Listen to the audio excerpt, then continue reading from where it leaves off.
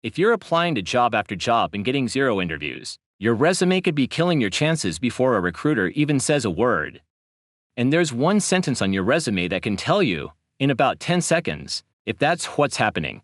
Most people write their resume like a job description instead of a highlight reel. They list what they were responsible for instead of what they actually did. Responsible for customer service tells an employer almost nothing. It's not wrong, it's just invisible. It could describe literally anyone who's ever stood behind a counter. And here's the part that stings. Recruiters spend an average of 6 to 8 seconds on that first scan. If your bullets read like a job description, you're not standing out. You're blending into a stack of 100 resumes. So here's the difference between a responsibility and an accomplishment. Same job, same experience, completely different impression.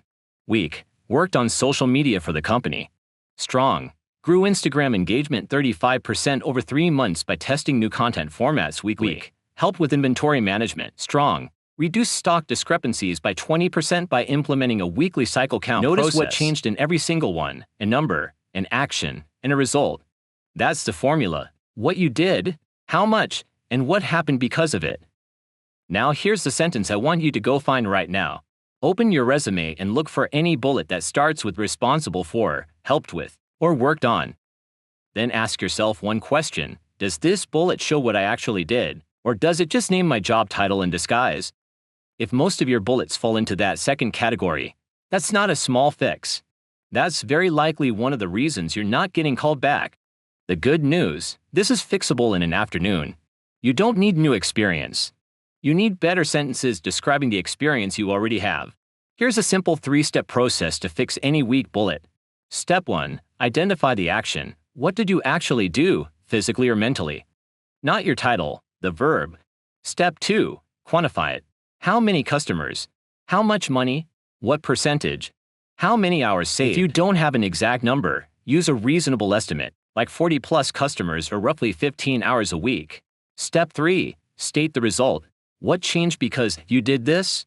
Fewer complaints, faster service, more sales, better accuracy. Number, result. Run every bullet through that filter and weak resumes turn into strong ones fast.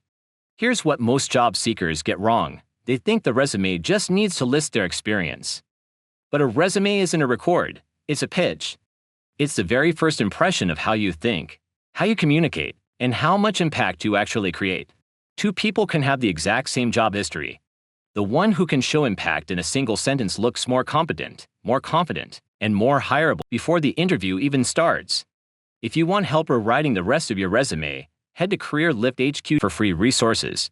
CareerLift HQ: land better jobs, earn bigger paychecks,